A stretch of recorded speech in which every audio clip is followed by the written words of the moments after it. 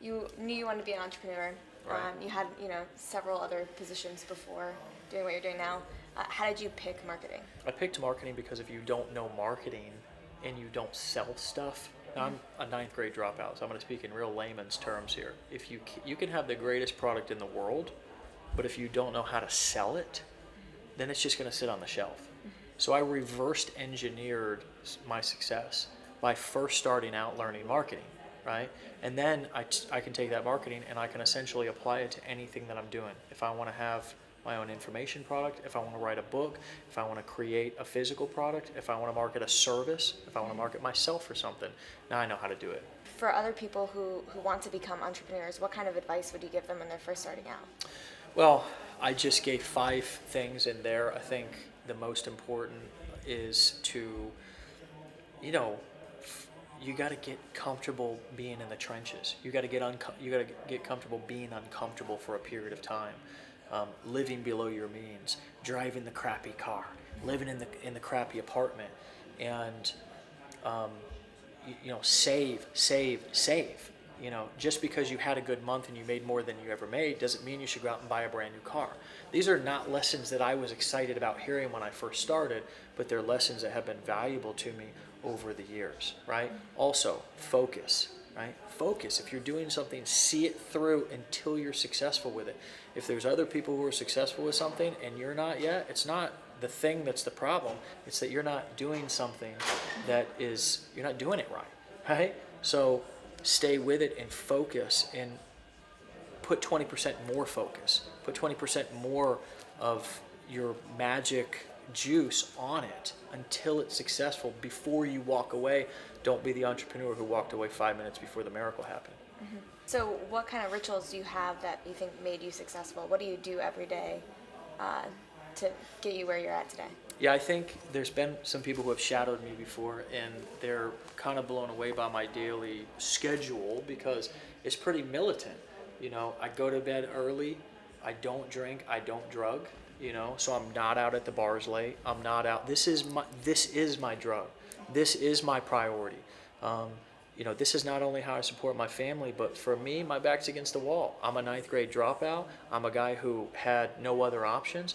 You have to find your pain points and then use those to motivate you. So every day I get up at 6:30. I spend time with my family in the morning, and then I go to work, right? And I don't stop working until 5 o'clock, 6 o'clock, and then I stop. I used to work all through the night, but that's a recipe to get burnt out, right? So I stop, and then I try to disconnect from the business, put the phone down, try to stay off social media because that's just more working. Yeah. The brain is doing the same thing when you're on social media that you're doing when you're working because it's interacting, it's active, right? So I try to turn my brain down so I can sustain the week. And then I take a break during the weekends, whether it's a day or a day and a half or 2 if I'm lucky, right? And then I hit it back hard on Monday again. And I try to just be as consistent as I possibly can. Okay, so you would say having almost from 9 to 10 you're going to do this, and from 11 to 3 you're going to do this. Having such a set schedule is a recipe for success? I think structure, yeah. Right? So structure is a recipe for success. It's not particularly that I got to get that anal about every single, but eventually you will. Yeah. I've got a company right now with 20 people and we're growing by the month, right? And so, people want to meet with me. They want times. There's opportunities. There's phone calls. So I do got to be somewhat militant with my calendar, but I think the biggest thing is entrepreneurs hate structure, which is why we need it. Yeah. All right, I think that's all I have. What's the key to success? Major key alert! What is the key to success? I think the key to success is instead of running from what you don't want to happen, start running to what you do want to happen. You know what I mean? I think so many people stay in a job or in a situation that's not really going to ever give them the opportunity that they want, just because they're afraid to lose the house, or they're afraid to not have a regular income for a week or two. So they don't really follow through. They don't ever break away and actually look at, what do I want my life to look like? So as an entrepreneur, what I've done is I've designed my life because I stopped being afraid of what might happen and excited about what could happen. Well, that's how the human brain works, though, right? I mean, we're it's 2 million years of evolution. We're built off fear, so Right. escaping fear and survival. So how do you overcome that mindset and try to get on more of a, like an offensive mindset, like you're talking about? Right. How do you overcome that? Yeah, we do have little acorn-sized amygdalas in our brain. That's the part of our brain that is exactly the animalistic. See a bear, see a saber-toothed tiger, and run, right? But there's no saber-toothed tigers around anymore. You know what I mean? Like there's nothing that we have to run from anymore. I think a lot of entrepreneurship at a certain point is practicality. You know what I mean? It's you got to have a certain level of, you can tell by me, I'm excited, I'm hyped up, but I got to have a certain level of practicality that, you know what, it's going to be okay if I just sit still through this day. I don't have to do anything. I don't have to quit.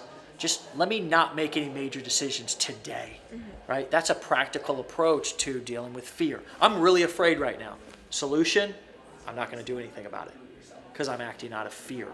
Until that fear subsides and I can act out of excitement or faith or even just, some sort of normal thinking, I'm not going to make any major decisions. I think that's a practical way to deal with fear. I like it. What kind of music do you listen to on the way here today? I listened to the Jay-Z album. Let me tell you something, man. I listened to the Jay-Z album. The reason why I was so moved by that both the last 2 days is because this man's talking about, for the first time, real stuff, like wealth building, like flipping art. He was just nominated for 8 Grammys and didn't win a single one. I thought You're talking about the OJ video or the OJ song? The story of OJ. That's not about OJ Simpson. That's about wealth building. He talked about his personal struggles, his transgressions with his wife, and he just got honest. And for me as an entrepreneur, I need to hear that. I don't need to hear about how we went to the club and blew $20,000 throwing ones to a stripper or buying a $100,000 chain. I need to stay in reality with what I could have if I stay on this path, and really understand that other side of fantasy is really the fastest path for me to go broke. Any last words? My name's Dave Sharpe, CEO of Legendary Marketer. You guys who are following Hoth and who are involved here, you're in the right place. Stay the course. Boom.